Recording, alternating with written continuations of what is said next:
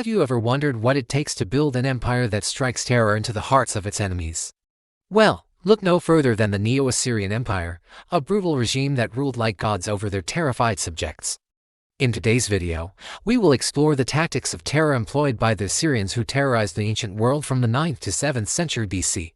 Kings like Ashurnasirpal II and Sennacherib embarked on campaigns of terror, subjugating entire nations and leaving a trail of carnage in their wake.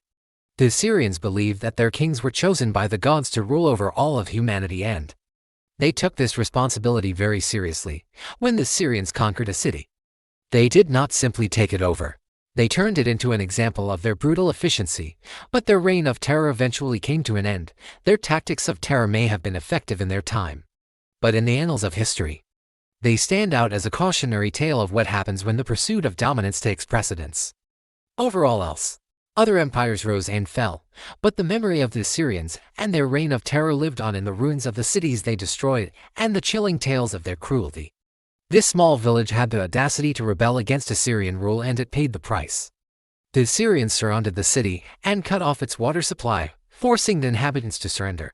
But instead of showing mercy, the Assyrians unleashed a wave of violence that left the entire population either dead or enslaved. Men were put to death. Women and children were taken captive, and the village was burned to the ground. This wasn't just a battle, it was a massacre, and the Assyrians made sure to document every moment of it. Not for historical accuracy, but for the sheer pleasure of perpetuating their image of unadulterated cruelty. They understood the power of fear and intimidation and used it to their advantage.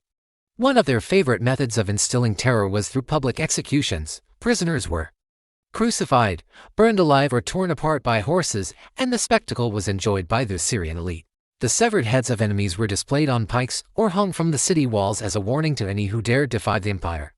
Entire populations were put to the sword, with corpses left to rot as a warning to other would-be rebels. Those who surrendered were often put to work building the massive palaces and temples that dotted the Assyrian landscape, or deported to distant lands, forever altering the cultural makeup of the region.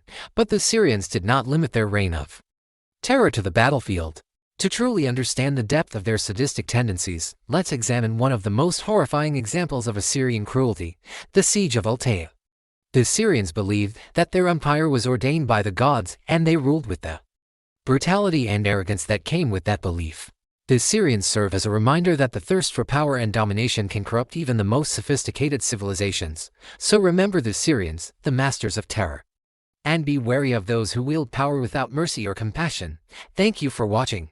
Don't forget to subscribe for more updates. See you next time.